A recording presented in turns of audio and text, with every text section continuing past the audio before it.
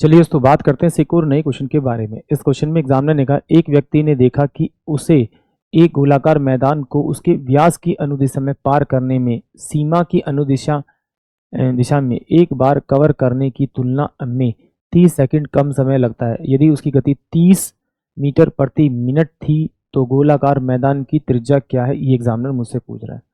तो एग्जामिनर कह रहा है कि भाई ये इसका व्यास यानी कि डायामीटर है, ये इसकी रेडियस ये आर है। वो जब यहाँ से इस पॉइंट से यानी ए पॉइंट से बी पॉइंट पे पहुंचता है और जब ए पॉइंट से ऐसे घूमकर वापस इस ए पॉइंट पर आता है यानी पूरा इसकी बाउंड्री घूमता है, तो उन दोनों के बीच में जो टाइम का डिफरेंस आता है वो 30 सेकंड का आता है। तो एग्जामिनर पूछ रहा है उस गोल आकार जो आकृति है उसकी त्रिज्या क्या है। तो मुझे मालूम है कि जब ये पूरा एक सर्कल घूमेगा तो वो व्यास उसकी परिधि घूमेगा। परिधि का फॉर्मूला था 2 पाई और आर, ये इसका डिस्टेंस हो गया। फिर वो व्यास के अनुसार चलेगा तो 2 पाई और होगा। ये डिस्टेंस है, ये डिस्टेंस अपॉन में स्पीड, स्पीड कितनी रहेगी 30 metre per minute. Distance upon में स्पीड, ये टाइम होगा। तो इन दोनों के बीच के टाइम का डिफरेंस दे रखा है आपका 30 सेकंड। ये मिनट में है तो मैं इसे 60 से भाग कर देता हूँ, तो ये मेरे पास में क्या चल जाएगा आपका मिनट में हो जाएगा, यानी कि 1/2 मिनट।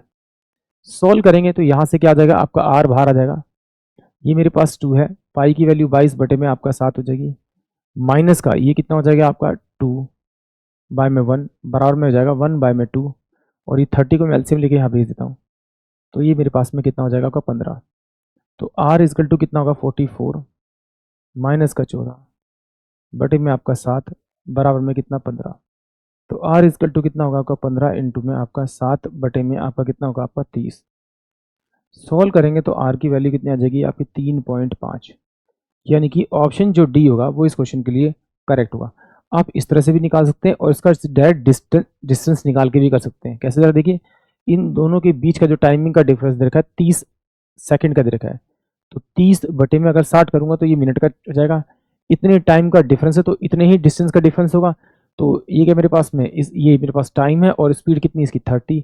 तो सोल्व करूंगा तो कितना हो जाएगा आपका 15, और यहाँ पर 15 मीटर का ही डिफरेंस आया था। अगर आप देखेंगे तो ये 15 मीटर का डिफरेंस ही होगा। यानी आप इस तरह से भी कर सकते हैं। ऑप्शन डी इस क्वेश्चन के लिए करेक्ट होगा।